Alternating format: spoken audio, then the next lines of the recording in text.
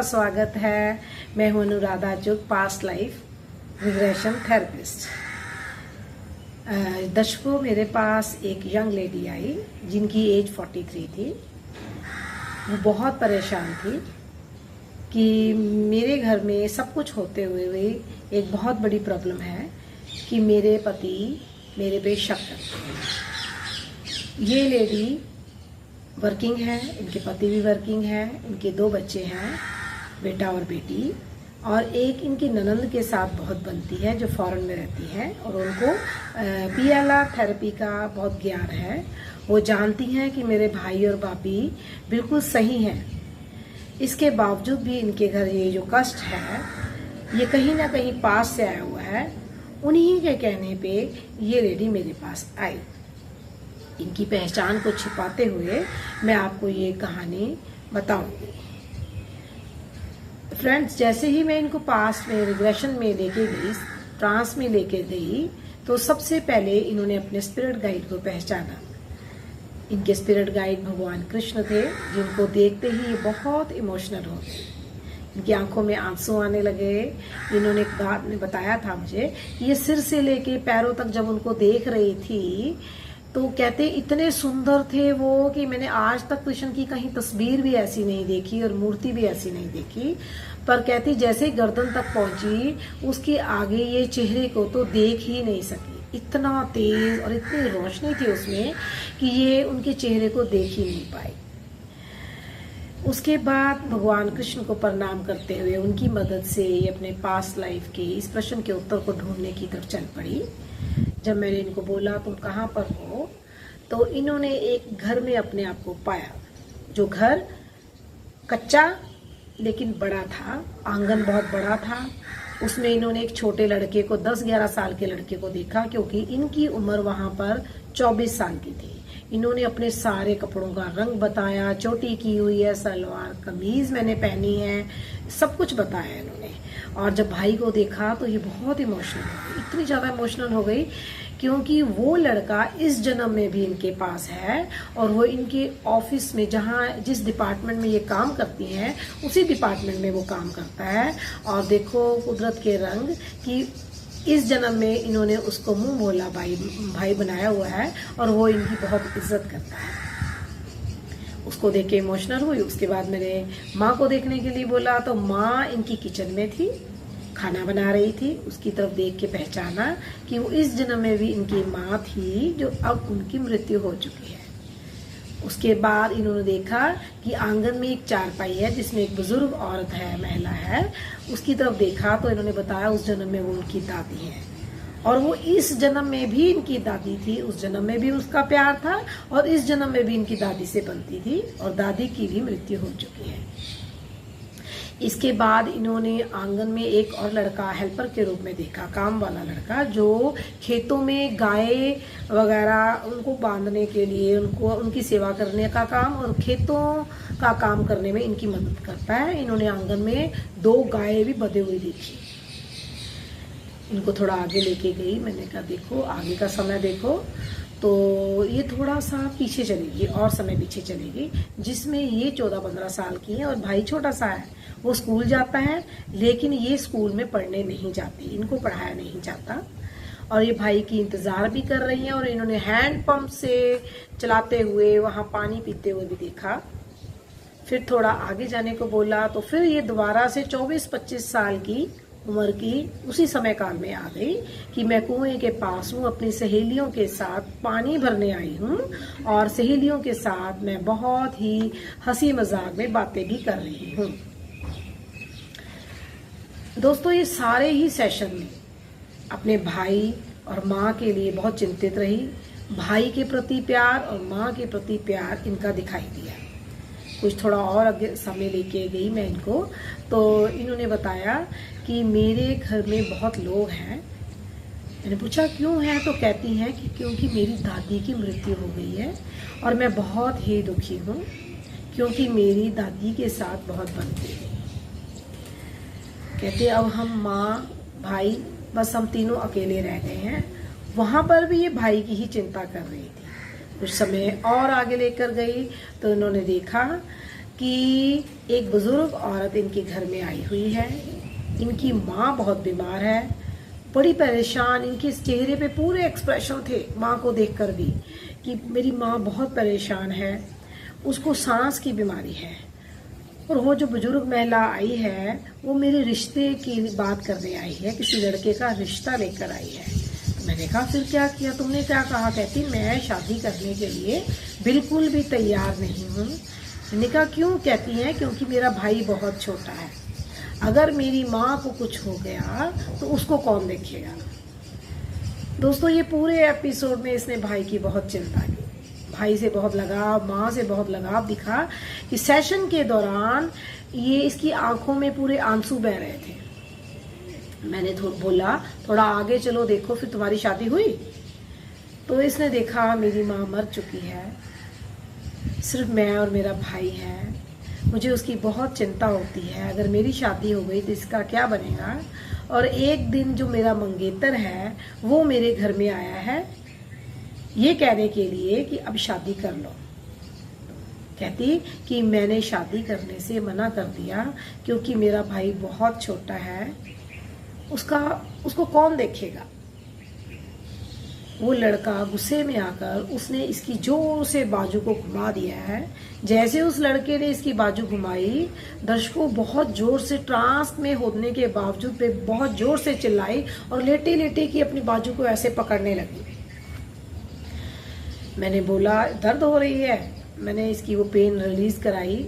उसने मुझे पहले नहीं बताया था, लेकिन ट्रांस से बाहर निकलने के बाद इसने मुझे बताया कि जब उस लड़के ने मेरी बाजू जोर से घुमा दी, वो जो पेन महसूस हुई वो अभी इस जन्म में भी मुझे महसूस बचपन से होती थी। जैसे ही मैंने बोला अच्छा तो फिर अब लड़के ने बाजू छोड़ दी। कहती नहीं, मैं बहुत चिल्ला रही हूँ और मेरा भाई आया है और उसने हम दोनों के बीच में आके हमारा झगड़ा सुलझाया है। उसके बाद मैंने बोला फिर क्या हुआ। कुछ समय और मैं आगे लेके गई इसको, तो इसने बताया कि मेरी शादी हो चुकी है। मैंने कहा अच्छा शादी हो चुकी है। इसने शादी वाला घर पूरा पहचाना। कहती कि बहुत बड़ा घर है इनका और परिवार भी बहुत बड़ा है, काफ़ी भाई बहन हैं, माँ बाप भी हैं। इसने औरों को तो नहीं पहचाना, एक जो सिस्टर इन लॉ ननंद थी उसको पहचाना कि ये मेरी वही सिस्टर इन लॉ है जिसके साथ इस जन्म में भी बहुत बनती है। मैंने कहा बाकियों के साथ कैसा रिलेशन है। कहती पति के साथ बिल्कुल नहीं बनती, तब भी वो रो रही थी और उसकी आंखों में से आंसू निकल रहे थे। बोलती कि मेरे पति ने मुझे कैद करके रखा है, मुझे मेरे मायके नहीं जाने देता, मेरा भाई अकेला है, मुझे पता नहीं मेरा भाई किस हालत में है। बहुत दुखी थी और छटपटा रही थी। इस ट्रांस में भी ऐसे करके ये सिर मार रही थी। मैंने बोला अच्छा तो बाकियों के साथ कैसा उसका रिश्ता हस्बैंड का। कहती वो सबके साथ लड़ता है, मेरे साथ तो बोलता ही नहीं, मेरे साथ उसकी बनती नहीं। जब वो बोलता है तो मैं उससे बात नहीं करती क्योंकि मैं बहुत गुस्सा हूँ, मैं बहुत दुखी हूँ। मेरा भाई अकेला है, मुझे पता ही नहीं वो किस हालत में है, मुझे घर से बाहर नहीं जाने देता। मैंने कहा अच्छा देखो आगे क्या होता है फिर तुम्हारा कोई बच्चा हुआ। कहती नहीं, हमारे घर कई सालों तो कोई बच्चा हुआ ही नहीं। कुछ और साल आगे जाने के बाद बोला कि मुझे संदेशा मिला है मेरी सिस्टर इन लॉ ननंद के जरिए कि आज मेरा भाई मुझे मिलने आने वाला है क्योंकि उसकी शादी है। तो मैंने कहा तुम मिली, वो घर आया। कहती नहीं, घर तो वो आ ही नहीं सकता क्योंकि मेरा पति उसे बिल्कुल पसंद नहीं करता। तो मेरी सिस्टर इन लॉ मुझे चोरी चोरी गांव के बाहर लेकर गई है। तो उसने बताया जब हम दोनों उससे मिलने गए तो मेरा भाई मुझे देखकर बहुत जोर जोर से रो रहा है, गले मिलके रो रहा है और मैं भी बहुत रो रही हूँ, मैं बहुत दुखी हूँ। जब उसने बताया मेरा इस तारीख को शादी है तो मैंने रोते हुए उसको बोला भाई मैं नहीं आ सकूंगी तेरी शादी पे, मुझे कोई नहीं आने देगा, तू प्लीज़ चला जा। अगर उसने तुझे देख लिया तो मेरे से बहुत झगड़ा करेगा। मेरी ननद ने भी कहा कि प्लीज़ तू चला जा, ये शादी पे शायद ना आ सके। उसको विदा करके मैं रोती हुई अपने घर चली आई वापस और मेरी सिस्टर इन लॉ अपने घर चली गई क्योंकि वो शादीशुदा थी। तो मैंने पूछा फिर आगे कैसे चला तुम्हारा, सारी उम्र ऐसे ही चलती रही तुम्हारी?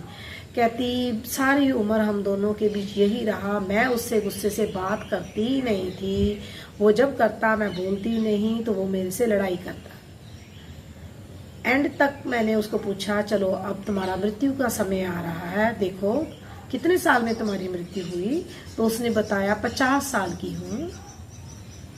मैंने कहा 50 साल तक भी तुम्हारे घर कोई औलाद नहीं हुई? कहती नहीं। मैंने कहा पति से बनी? कहती नहीं। मैंने बोला चलो देखो तुम्हारी मृत्यु कैसे हुई? कहती मैं बिस्तर पर पड़ी हूँ अकेली, मुझे कोई रोटी देने वाला भी नहीं है। और वो बड़ी दुखी ऐसे छटपटा रही थी, हाय कोई नहीं है, मुझे कोई रोटी देने वाला नहीं है। जैसे उसने अपने पूरे प्राण निकलते हुए थे, जैसे ही मैंने काउंटिंग कराई देखो तुम्हारे प्राण निकल चुके हैं, तो उसके एक्सप्रेशन शुक्र है मेरा छुटकारा हो गया, मेरी जान छुटी, इस तरह से उसने अपने एक्सप्रेशन दिए। दर्शकों पूरा फीलिंग आती है जब हमारे प्राण निकलते हैं। तो हमेशा जो बीमार लोग मरते हैं या एक्सीडेंट से मरते हैं, जैसे ही उनकी आत्मा बॉडी से निकलती है तो वो बहुत हल्का फील करते हैं, बहुत उनको सेटिस्फेक्शन मिलती है। तो उसने बताया मेरा शरीर नीचे पड़ा है अकेला, कोई उसको देखने वाला नहीं है और मैंने बहुत चैन पाया है। उसके बाद हम उसको उसके स्पिरिट गाइड के पास लेके गए, भगवान कृष्ण के पास। मैंने पूछा वो पूछो भगवान कृष्ण से क्या सिर्फ यही कारण है, लड़ाई झगड़े की वजह से ही मेरी इस जन्म में भी वो मेरे साथ शक करता है? क्योंकि वही लड़का इस जन्म में इसका पति है ना। तो उसने बताया, भगवान कृष्ण ने उसको बताया कि नहीं, तुमने उस जन्म में जो पति को प्यार देना चाहिए था, जिस तरह से पति के साथ रहना चाहिए था, तू नहीं रही। वो तेरे से लड़ता रहा और तू इतनी नफरत में भर गई उसके प्रति कि वो नफरत तू इस जन्म में भी लेके आ गई और इस जन्म में भी तू उसको मतलब वो शक करता है और तू उससे बात नहीं करती। तो कहती इसने बोला मैं तो इसलिए उससे बात नहीं करती थी क्योंकि वो मुझे मेरे मायके जाने नहीं देता था। तो भगवान बोलते परंतु वो ये सोचता था कि इसका किसी और लड़के के साथ चक्कर है। कहते जब भी तू मायके जाने की बात करती तो उसको लगता कि ये किसी और को मिलने जाने वाली है, ये इस बात से नफरत करती कि मुझे जाने नहीं देता और वो इस बात से खिंचता कि ये मेरे साथ प्यार से नहीं रहती। बस ये दोनों की नफरत इस जन्म में भी चलती आ रही है।